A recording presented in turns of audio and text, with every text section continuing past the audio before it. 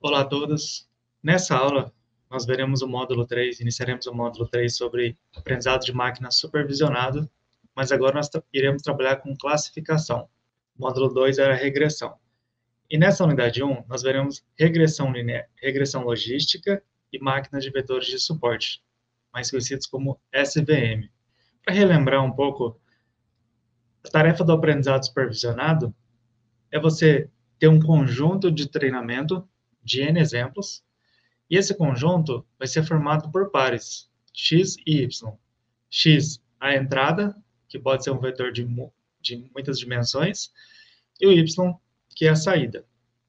Existe uma função verdadeira f que faz esse mapeamento da entrada para a saída. Essa função é desconhecida. O que nós iremos gerar é uma hipótese que tenta aproximar essa função verdadeira a partir de exemplos. Aprendizado indutivo. Especificamente, classificação acontece quando a saída y é um conjunto finito de valores. Nesse caso, nós dizemos que é classificação.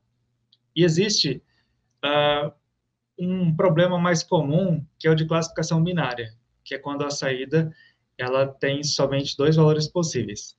Em geral, a gente fala positivo e negativo. Nós vimos na aula de regressão que nós podíamos usar regressão linear para tentar fazer essa hipótese na regressão. Então, você procurava um espaço de hipóteses pela reta que melhor ajustava aos dados, certo?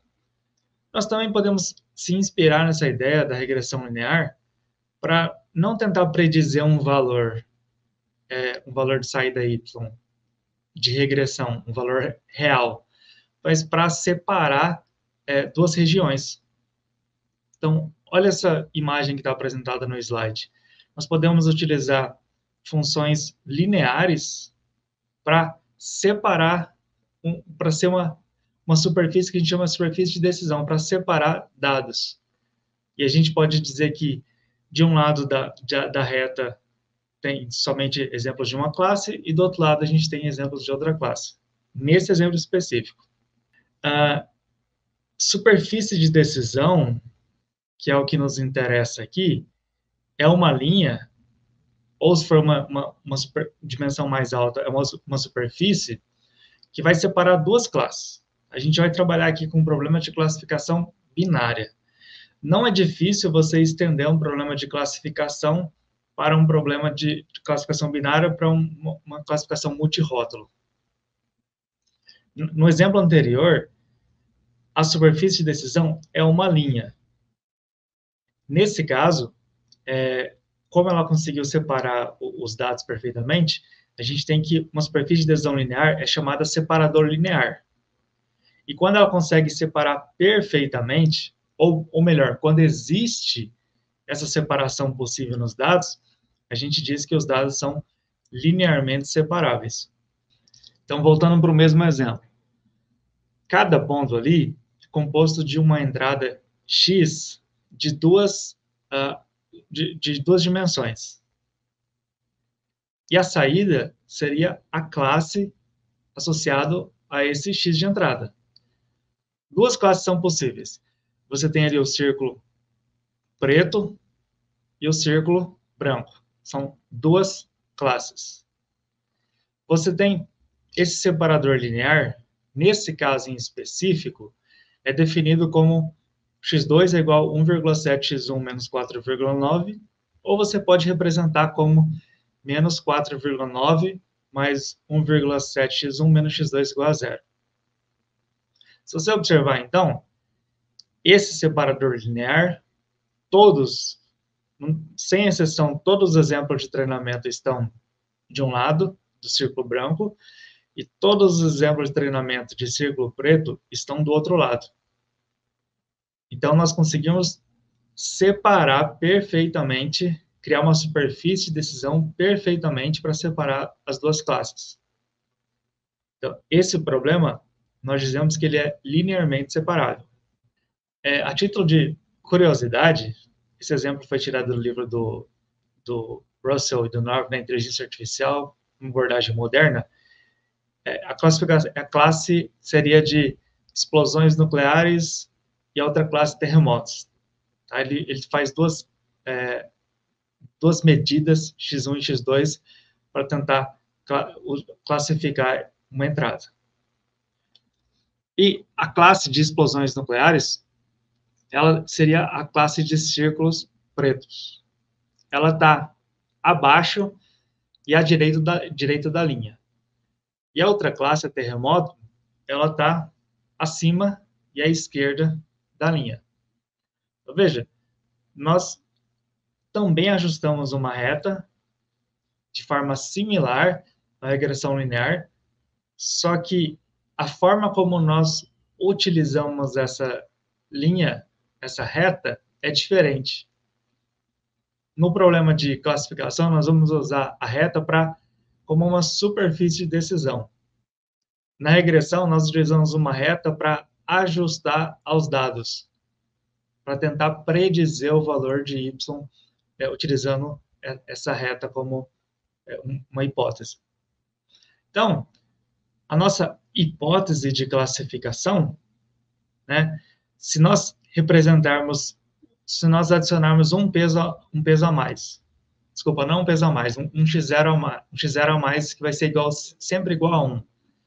E esse x0 sempre vai multiplicar aquela constante que somaria ou decrementaria, no nosso caso, menos 4,9. Por que isso? Porque é mais fácil de você fazer depois a multiplicação de matrizes. Então, se nós criarmos esse x0 e nós definirmos esse x0 como sempre 1, nós podemos, então, definir o vetor de pesos como menos 4,9, 1,7 e menos 1. Esse vetor de pesos é o que nós procuramos aprender. Ou seja, são os pesos que, com os exemplos que são fornecidos, ele busca ajustar os pesos de forma a ter um melhor desempenho. E a hipótese de classificação, aqui nós dizemos que o HW de x é igual a 1 se o produto escalar do vetor W, que é o vetor de pesos, e o vetor x, que é o vetor de entrada, onde você sempre vai colocar esse x0 como 1, se ele for maior ou igual a 0, a saída é 1. A nossa classe é 1, classe positiva. E caso contrário, nós dizemos que a saída é 0, ou classe negativa. Nós podemos pensar, formular essa solução nossa em termos de uma função linear. E é interessante essa formulação, porque nós podemos substituir depois essa função linear por outra função. Como assim? A gente pode pensar em H, a nossa hipótese, como o resultado de passar a função linear multiplicação do vetor escalar wx através de uma função de limiar. Essa função de limiar é assim. O limiar, como está na imagem, é 1 se o z for maior ou igual a 0. Então, limiar de z. Ele pode ser 1 ou pode ser 0. Ele é 1 se ele for maior ou igual a 0. E ele é 0 caso contrário. Veja aqui, é a mesma solução apresentada no slide anterior, só que agora a gente representou como uma função linear. Então, a hipótese nossa, HW de x, é igual a limiar do produto escalar de W por x.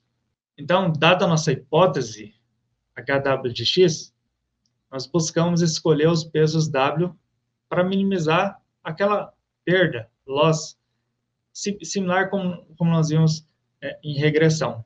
Nós já vimos também uma forma de minimizar a função de perda. Uma forma bastante genérica de minimizar essa função de perda, que é pela descida pelo gradiente no espaço de pesos. Você lembra? A gente pegava um exemplo, calculava vários exemplos, calculava o erro, aí a partir do erro a gente pegava as derivadas parciais de cada peso, de montar o vetor gradiente, aí a gente conseguir ir na direção de maior redução de peso, de redução da loss, redução da perda. Só que essa estratégia, particularmente nesse caso, ela não vai funcionar.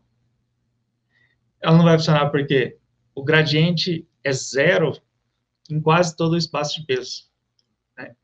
Exceto nos pontos em que o produto escalar Wx é zero, exceto nos pontos que o gradiente é indefinido. Então, a gente não vai conseguir utilizar essa estratégia para ajustar os pesos. Como nós não conseguimos ajustar os pesos pela descida pelo gradiente, vamos olhar uma maneira de como nós fazemos esse ajuste com a própria função limiar, sem mudar a função limiar. Depois nós vamos ver que, se nós mudarmos a função limiar para uma outra função, nós conseguimos fazer o ajuste de pesos pela descida pelo gradiente. Tá? Então, existe uma regra de atualização de pesos que é bem simples.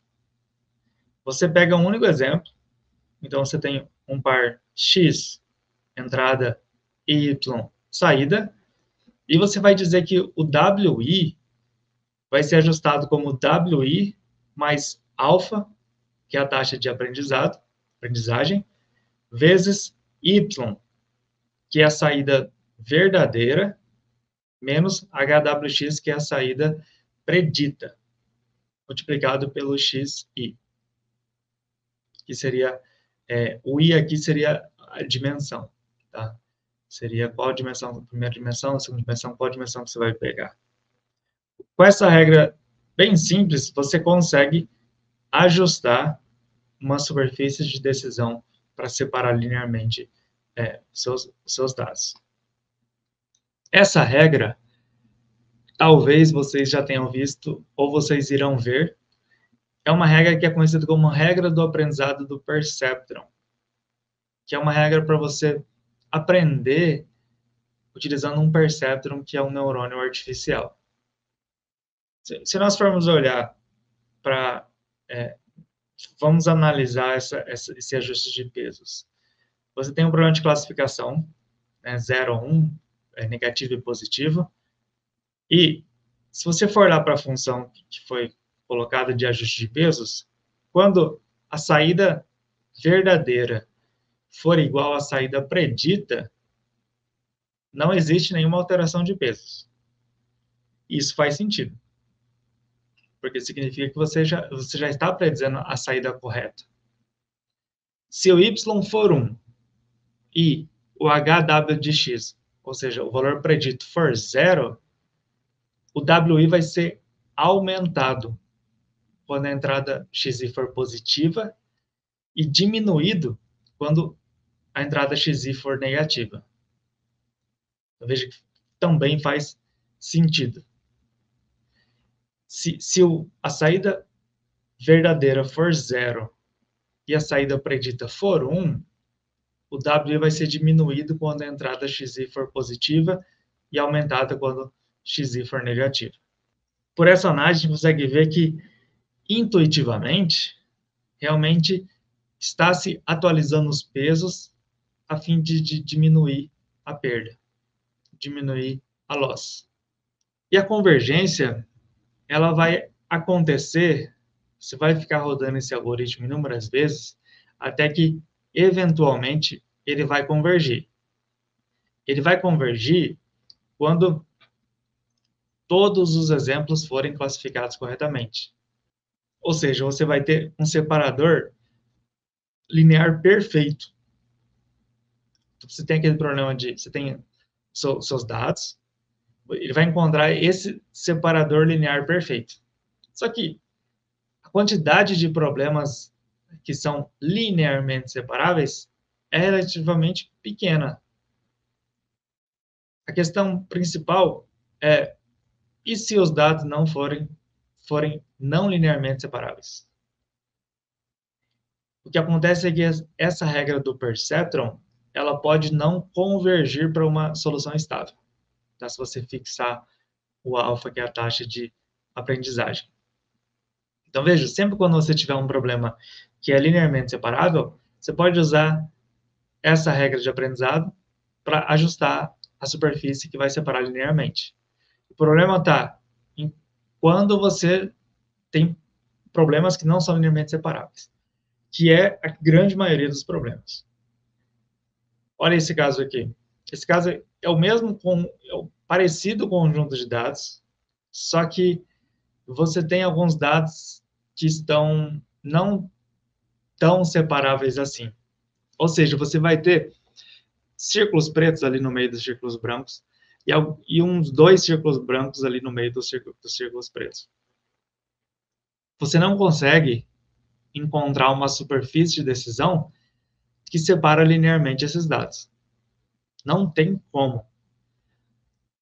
O que está mostrado aí na ilustração é uma reta que tenta o máximo.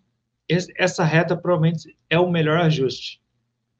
É a reta que contém menos erros, mas ainda assim, de um lado você vai ter um círculo preto e do lado errado você vai ter 2 círculos brancos.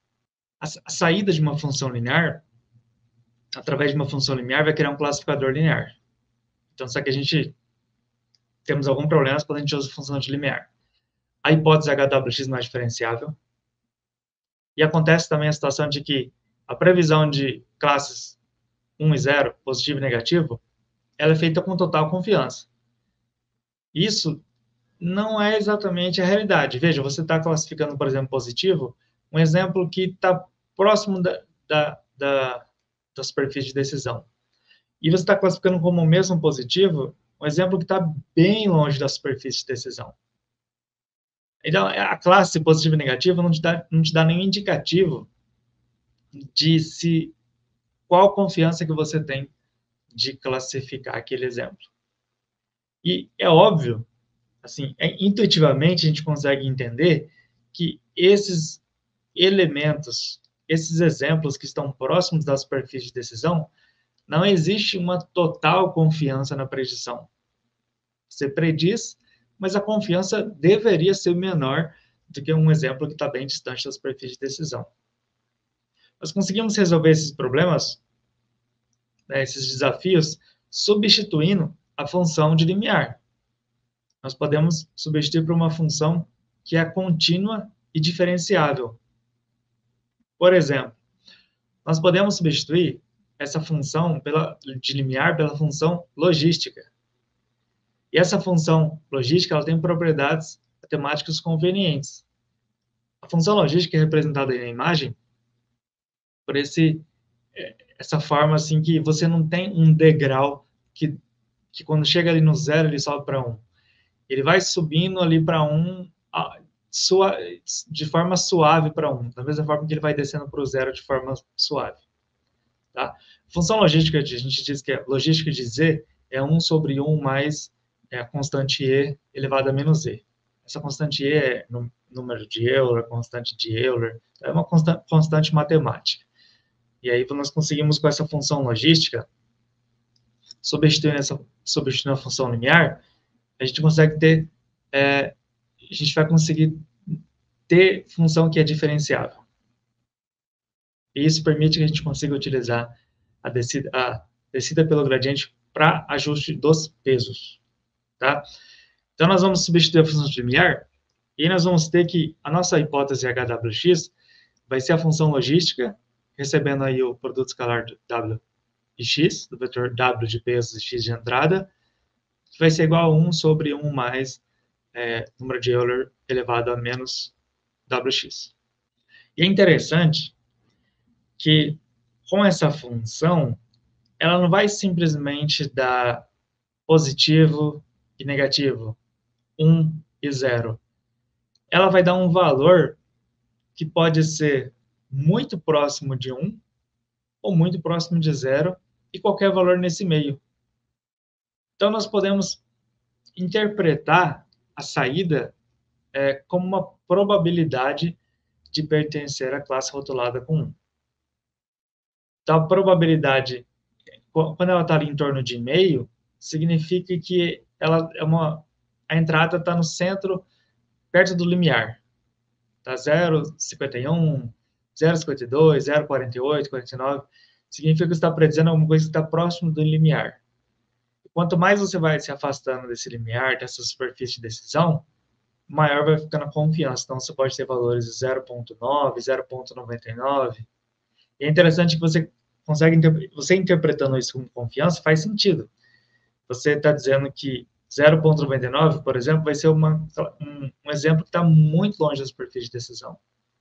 E você está muito certo, o modelo está muito certo, de acordo com a hipótese que ele gerou, que esse modelo pertence à classe positiva. De forma que, quando ele prediz 0,52, ele está predizendo, por exemplo, como positivo, mas ele não tem tanta confiança nessa predição. Veja que o ganho é bastante interessante essa de você utilizar isso como uma probabilidade, ao invés de simplesmente positivo e negativo. Então, o processo, aí que vem o nome de regressão logística. O processo de você ajustar o peso desse modelo para minimizar a perda é chamado de regressão logística. E agora nós conseguimos resolver pela descida pelo gradiente.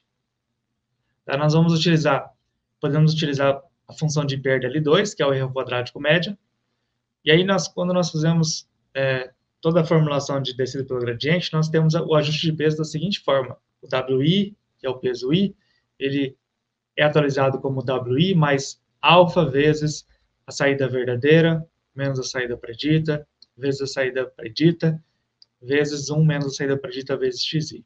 Então, é uma fórmula um pouquinho complicada, mas isso o computador a gente programa e faz essa atualização de forma automática. Bom, também a vantagem da regressão logística é que ela tem o comportamento previsível. Tá? Embora se você tem um problema que é linearmente separável, ela demora um pouco mais para convergir, comparado com aquela função de limiar com ajuste de peso, a vantagem da regressão logística é quando o problema é não linearmente separável. Então, você sabe que ele vai convergir, ele é mais previsível. Então, nós vimos uma regressão logística, que para classificação é um modelo mais simples. Da mesma forma que para regressão, a regressão linear é um modelo mais simples.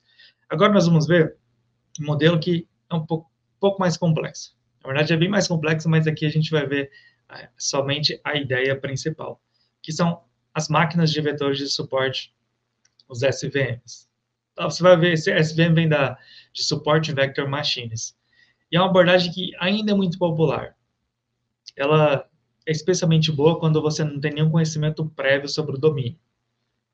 Já foi mais popular. Né? Hoje, essa popularidade provavelmente pode ser acreditada à substituição pelo Random Forest, pelos ensembles de árvore de decisão, mas ainda assim é um algoritmo que é bastante utilizado porque você não precisa ter nenhum conhecimento prévio. E o resultado que ele obtém é bom. E o SVM tem algumas propriedades que o tornam bastante atraente. Ele vai construir um separador de margem máxima. Tá? A gente vai definir o que significa de margem máxima. Mas, intuitivamente, existem vários separadores possíveis, tá? Existem vários separadores, e ele procura o separador que mantém a maior distância entre os exemplos das classes. Então, ele procura como se fosse, podemos dizer que ele procura o melhor separador sobre essa ótica, sobre essa definição. E ele vai criar um hiperplano de separação linear. Ele vai usar o que a gente chama de truque de kernel trick. Ele vai, mesmo que os dados não sejam linearmente separáveis, ele vai pegar esses dados e transformar numa dimensão mais alta, onde nessa dimensão mais alta ele vai ser linearmente separável, ou ele pode ser linearmente separável. E ele vai construir um hiperplano de separação linear nessa nova dimensão mais alta. Outra vantagem, assim, propriedade, que é uma característica boa do SVM, é que ele é um método não paramétrico. Lembra que você tinha algumas características associadas a métodos não paramétricos. Métodos não paramétricos, eles não possuem um conjunto fixo de parâmetros. E eles conseguem aprender ele consegue aprender funções bem complexas, assim, mesmo com os dados complexos, ele consegue aprender uma função. Só que ele tem aquela desvantagem, por exemplo, no KNN, que você precisa guardar uma quantidade enorme de dados se você tiver muitos dados. E aí você tem um custo computacional para armazenar, depois para fazer a busca. O SVM ele consegue ter uma vantagem de tanto paramétrico quanto não paramétrico. Ele é não paramétrico, ele não vai ser limitado pela quantidade fixa de parâmetros, só que ele não guarda todos os exemplos. Ele guarda uma quantidade considerada até pequena de exemplos, só esses exemplos que ele vai armazenar. Então, ele consegue, dessa maneira, ter vantagem do paramétrico e não paramétrico. Quando eu falo de superfície de decisão, como está apresentado aí no slide, você tem um dado, você tem duas classes, tá? Círculos brancos e círculos pretos, e você tem ali várias superfícies de decisões possíveis. Todas essas superfícies de decisão, elas conseguem classificar perfeitamente os dados. A questão é, existe uma superfície de decisão melhor que a outra? Dentro do conceito de margem máxima, sim. Porque você pode pegar uma superfície que está muito próxima de uma classe, ou uma superfície que está muito próxima de outra classe. Se você, intuitivamente, a gente consegue pensar que o melhor seria uma superfície que está exatamente no meio, porque daí você tem uma margem até o exemplo mais próximo de cada um dos lados. Então, dessa maneira, você está pensando na generalização. Então, em vez de minimizar a perda empírica sobre os dados de treinamento, você minimiza a perda de geração esperada. Mas generalização é uma coisa difícil de definir. Bom, o SVM define como o separador que está mais distante dos exemplos que a gente viu até agora, os exemplos de treinamento. Esse separador que está mais distante dos exemplos é denominado como separador de margem máxima. E a margem é definida como a largura.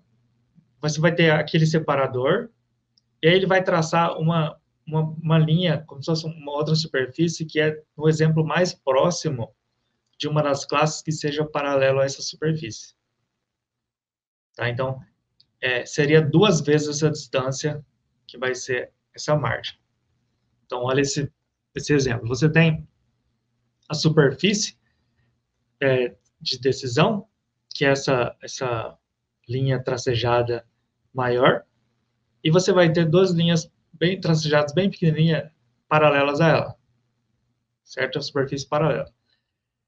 E essa margem vai ser dado como o primeiro exemplo que ele pega ali, a partir da superfície de decisão.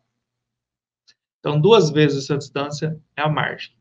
Então, o SVM ele vai buscar encontrar esse separador de margem máxima. E existem algumas particularidades do SVM, essa questão de notação. Tradicionalmente, o SVM, primeiro, ele é utilizado para problema de classificação. Existem adaptações que é denominado SVR, Support Vector Regression, que é para você fazer regressão utilizando SVM. Então, naturalmente, o SVM é utilizado para classificação. Mais especificamente, ele é utilizado para classificação binária, e ele adota as classes como +1 positivo e -1 negativo. Ele utiliza o intercepto como um parâmetro separado, um parâmetro B. Então, nós vamos ter o separador linear definido como um conjunto de pontos x, tal que wx mais b igual a 0. Aí, bom, a gente já viu essa ideia. Bom, eu tenho pesos. Como que eu faço para ajustar esses pesos? Primeira coisa que a gente pensa, bom, vou utilizar a descida pelo gradiente. Essa é uma ideia natural, e não está errado pensar assim. Só que existe uma outra abordagem para resolver esse problema. Tá? Nós não veremos em detalhes, porque ela é bastante complexa, mas você só precisa saber que SVM pode ser modelado como um problema de otimização de programação quadrática. E existem pacotes de software que resolvem essa otimização. Resolvendo a otimização do SVM, você vai obter os vetores de suporte, que são pontos mais próximos do separador. Eles são chamados de suporte porque eles vão sustentar o plano de separação. Então, veja, esses são os pontos que são guardados pelo SVM. Guardados no sentido de vendo ele como não paramétrico. Então, essa é a vantagem. Então, existem muito menos vetores de suportes que exemplos. Então, a SVM consegue obter os benefícios de um não paramétrico, ao mesmo tempo que ele tem um benefício de um paramétrico que é uma quantidade pequena ali que ele precisa armazenar. Né? No modelo paramétrico, você armazena os pesos. No modelo não paramétrico, você armazenaria todos os exemplos, que é muito maior. Aqui ele consegue um balanço entre as duas coisas, ele consegue ter a vantagem das duas coisas. Bom, mas e se os exemplos não forem linearmente separáveis? Porque nós já vimos como resolver um problema quando ele é linearmente separável. Você pode utilizar a regressão logística. Então, não teria vantagem de você usar SVM. Teria vantagem no sentido de separador de margem máxima. Mas, nesse caso, quando é não linearmente separável, como que o SVM se comporta? Se você observar pela imagem, você vai ver que, novamente pela imagem, não existe um separador linear ali. Embora, se você fazer essa superfície de decisão como está mostrado aí, você vai conseguir separar os dados, mas essa superfície não é linear. Bom, não existe separador linear. Ok, mas não existe separador linear nesse espaço de dimensão. Se nós considerarmos cada vetor de entrada x para um novo vetor de valores característicos, a gente pode chamar de fx, a gente pode, por exemplo, transformar essas duas dimensões em 3 dimensões. A gente vai dizer que a feature 1 é o x1 ao quadrado, a feature 2 é x2 ao quadrado, a feature 3 é raiz de 2, é x1, x2. Esse exemplo a gente está fazendo isso manualmente. Pegou lá 2 dimensões, transformou para 3. Quando você transforma esses dados em 2 dimensões para 3 dimensões, ele vai ser linear, você vai conseguir criar uma superfície linear para separar esses dados. Então, veja, os mesmos dados, quando levados para um espaço de dimensão mais alta, eles são linearmente separáveis. Tá? Existe até uma prova de que você sempre vai conseguir uma dimensão mais alta que torna os dados linearmente separáveis. Mas não é interessante, às vezes, você levar para uma dimensão muito alta. Tá? Não faz sentido você sempre levar para uma dimensão extremamente alta de forma a tornar linearmente separável. Mas nesse caso aqui fica perfeitamente linearmente separável. Então, o SVM é assim, muitas vezes ele não vai conseguir um separador linear no espaço de dimensão original do X. Ele vai procurar encontrar separadores lineares no espaço de dimensão superior. Ele faz isso quando ele for otimizar, aquela otimização que o SVM faz, ele precisa calcular o produto escalar entre dois exemplos. E você consegue substituir isso com o produto escalar desses dois exemplos, mas nessa outra dimensão mais alta. E isso por si só não é muito notável. Né? Você consegue... A grande vantagem da SVM, né, o que ele faz de interessante, é que você consegue calcular esse produto escalar nessa dimensão mais alta sem precisar converter cada ponto para essa dimensão mais alta. Então, por isso que ele consegue fazer isso de forma eficiente. Existe a função de kernel. Então, no exemplo anterior, essa multiplicação de duas entradas nessa dimensão mais alta é dado pela elevar ao quadrado o produto escalar da multiplicação dessas duas entradas. Então, elevar ao quadrado a multiplicação, o produto escalar desses dois vetores é chamado de função de kernel. E nós escrevemos geralmente isso como um K, né, de kernel, onde você passa o produto escalar 2 vetores. Então, nós podemos aprender um espaço de dimensão superior, só que calculamos apenas as funções de kernel em vez de uma lista de características para cada ponto de dado. Então, a gente não vai fazer essa conversão para cada ponto, a gente vai converter ele para uma dimensão mais alta. A gente só vai utilizar a função de kernel na multiplicação. Isso é conhecido como truque do kernel, kernel trick. Você procura encontrar separadores lineares ótimos, de forma eficiente, em espaços de alta dimensão. Pode acontecer de você trabalhar com dados bastante ruidosos. O SVM, se você deixar o que ele vai procurar fazer, ele vai tentar levar para uma dimensão muito alta, que vai tentar fazer um separador linear nessa dimensão. Mas com dados ruidosos, isso não é exatamente interessante. É preferível que você mantenha numa dimensão mais baixa, porém permitir alguns erros. Isso a gente chama no SVM de margem flexível. Então, você permite que alguns erros sejam cometidos. Tá? Você vai atribuir uma penalidade ali proporcional à distância para movê-lo para o lado correto. E aí você consegue... Você não vai ter um separador linear perfeito, ele vai fazer uma... Ele vai permitir que esses erros aconteçam, mas ainda assim ele vai encontrar um separador que cometa o número mínimo de erros possível. Erros ou a penalidade que ele calcula. Com essa aula, essa introdução à unidade 1, dá uma visão geral de introdução de uma classificação, e nós vemos dois problemas que são bastante interessantes de utilizados até na prática, que é a regressão logística, com a introdução à classificação, e o SVM, que é um modelo ainda muito bom e muito utilizado. É isso, obrigado.